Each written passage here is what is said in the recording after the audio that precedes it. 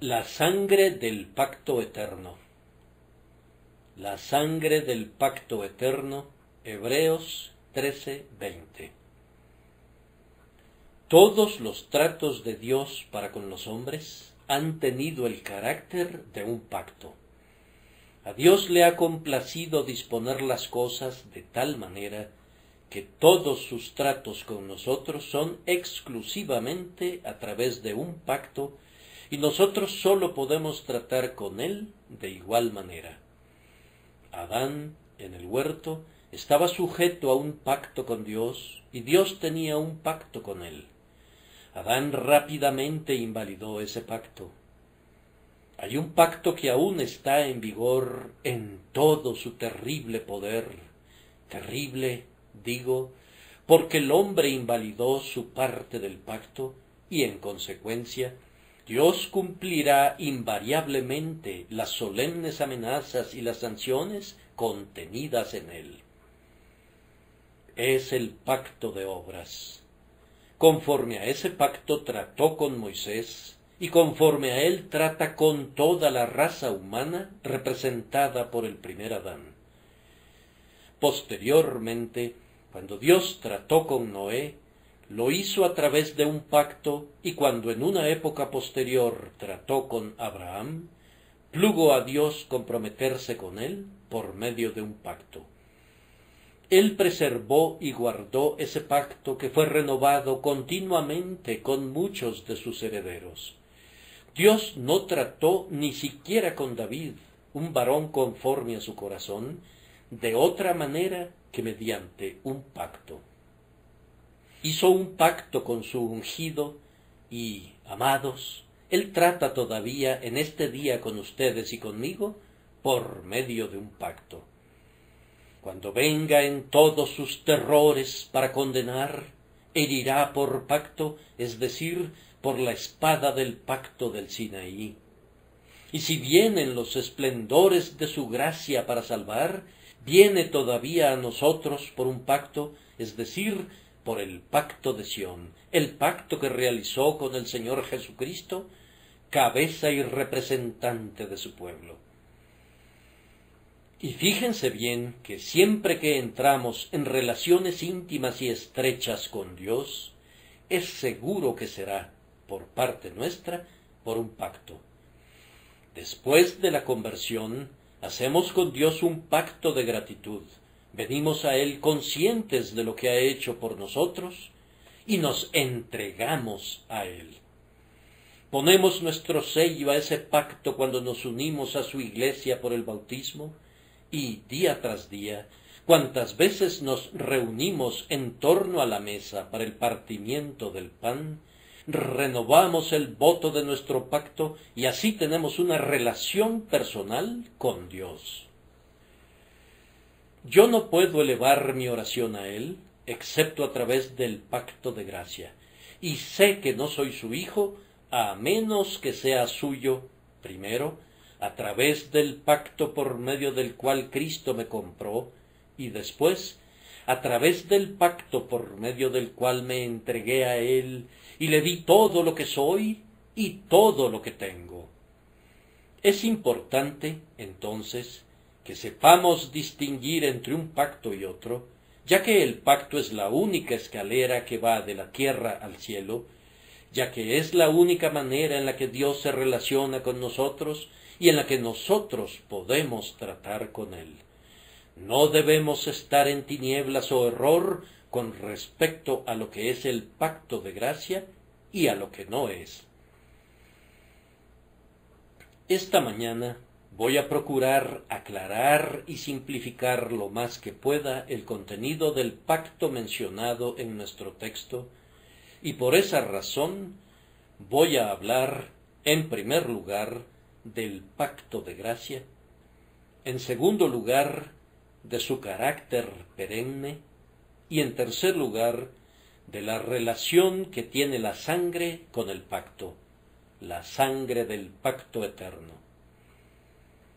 Entonces, primero que nada, esta mañana tengo que hablar del pacto mencionado en el texto, y observo que podemos descubrir fácilmente, a primera vista, lo que no es el pacto. Vemos de inmediato que este no es el pacto de obras por la sencilla razón de que es un pacto eterno. Ahora bien, el pacto de obras no era eterno en ningún sentido. No era eterno ya que se realizó por primera vez en el huerto de Edén. Tuvo un comienzo. Fue quebrantado. Será violado continuamente y pronto acabará y pasará.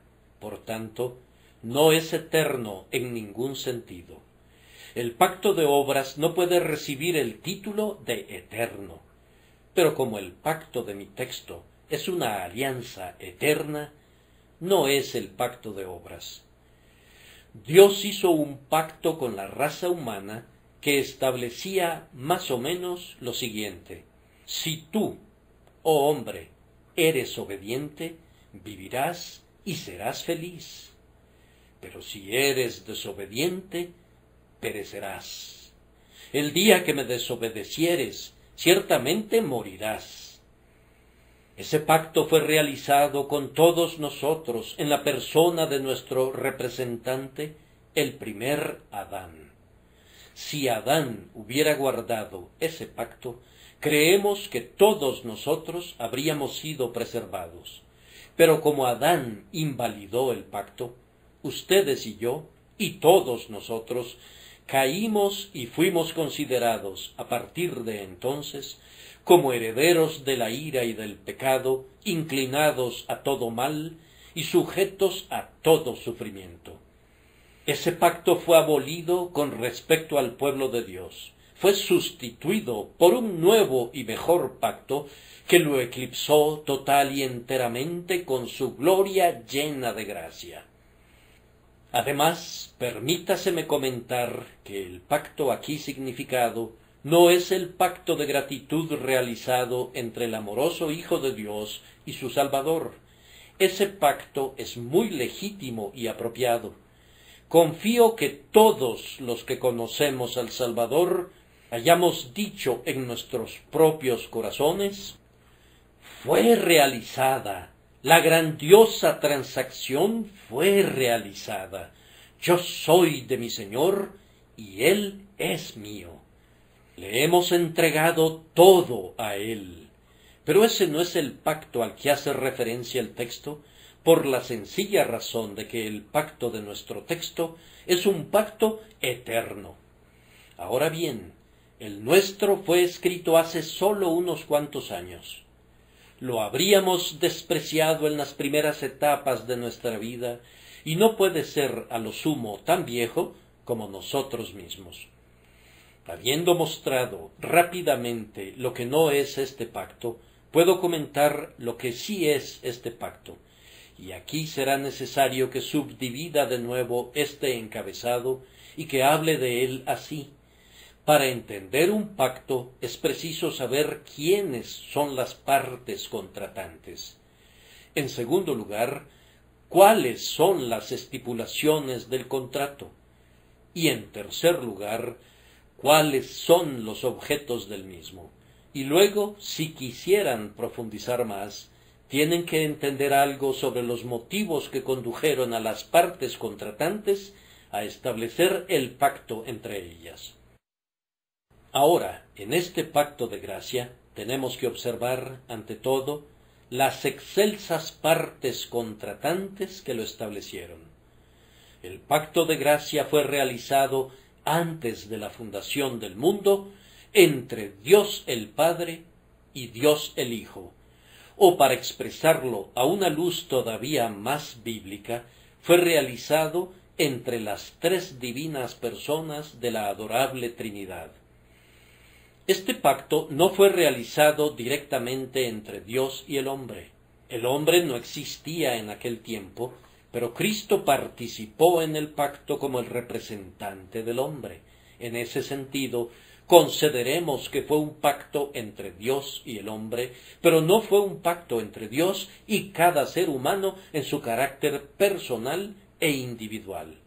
fue un pacto entre Dios y Cristo, y a través de Cristo, indirectamente, con toda la simiente comprada con sangre y amada por Cristo desde antes de la fundación del mundo.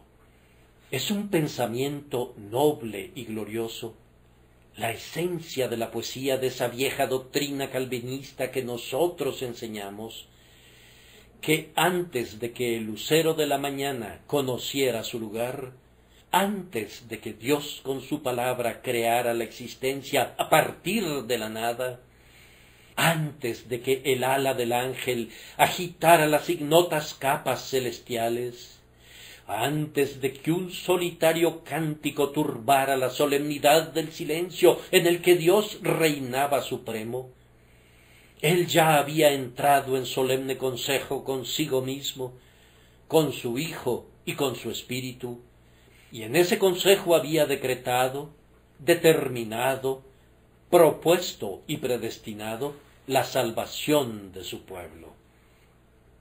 Además, en el pacto ya había arreglado las maneras y los medios, y había fijado y establecido todo lo que debía colaborar conjuntamente para que se cumplieran el propósito y el decreto. Mi alma se remonta ahora al pasado, transportada por las alas de la imaginación y de la fe, y atisba en aquel misterioso salón del consejo, y por medio de la fe contemplo al Padre comprometiéndose con el Hijo, y al Hijo comprometiéndose con el Padre, mientras que el Espíritu da su compromiso a ambos, y así fue completado y establecido ese divino pacto que había de permanecer oculto en la oscuridad. Este es el pacto que en estos últimos días ha sido leído a la luz del cielo y se ha convertido en el gozo, en la esperanza y en el motivo de gloria de todos los santos. Y ahora, ¿cuáles eran las estipulaciones del pacto? Iban más o menos en este sentido.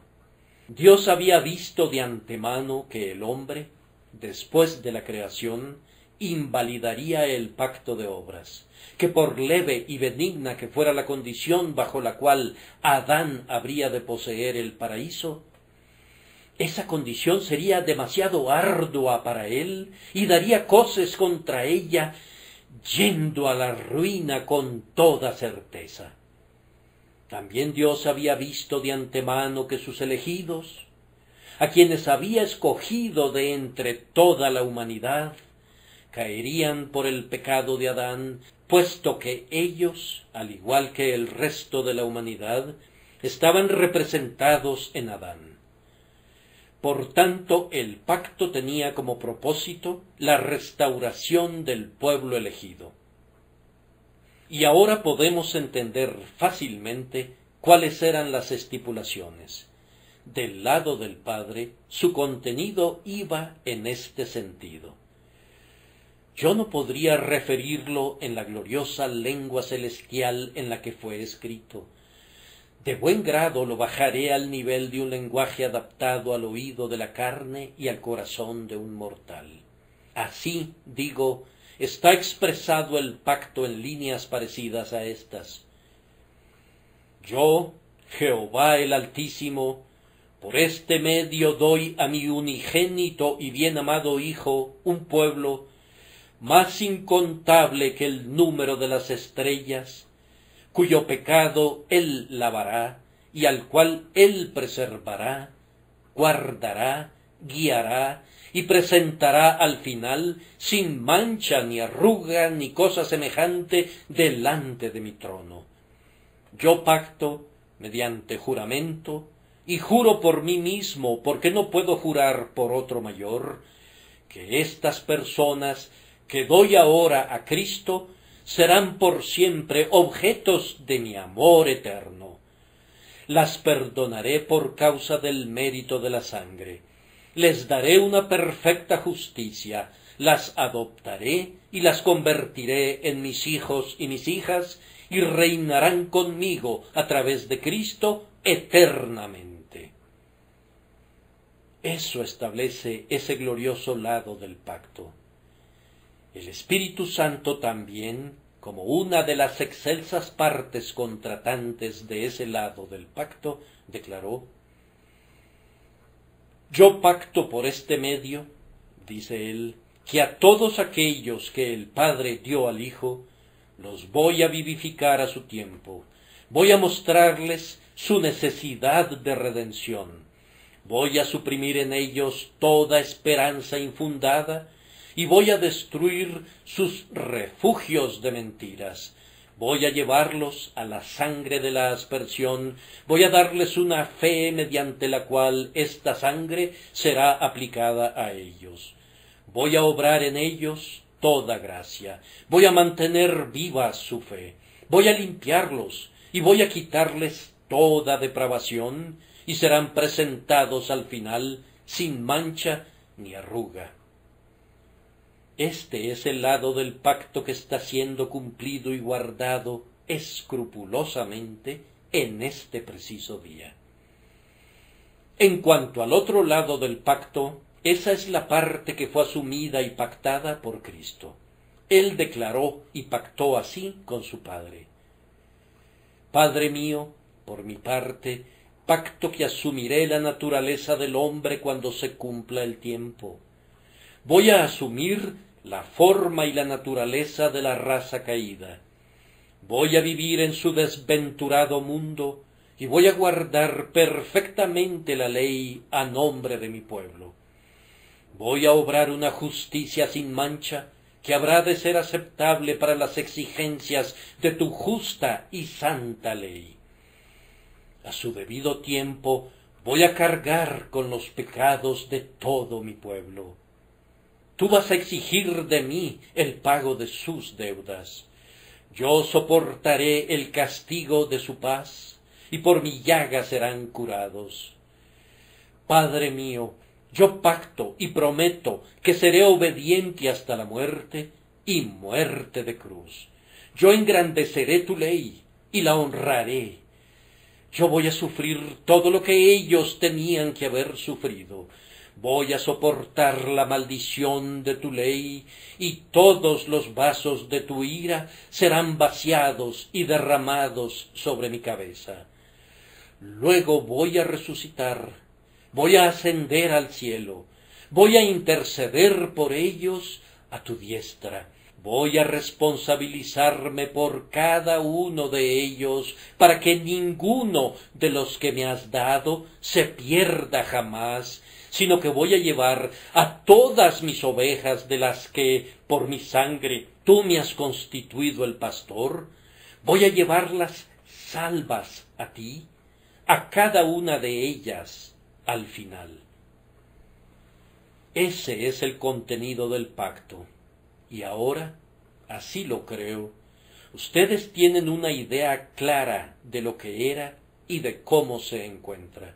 El pacto entre Dios y Cristo, entre Dios el Padre y Dios el Espíritu, y Dios el Hijo como cabeza del pacto y como representante de todos los elegidos de Dios. Les he presentado, tan brevemente como he podido, cuáles eran sus estipulaciones.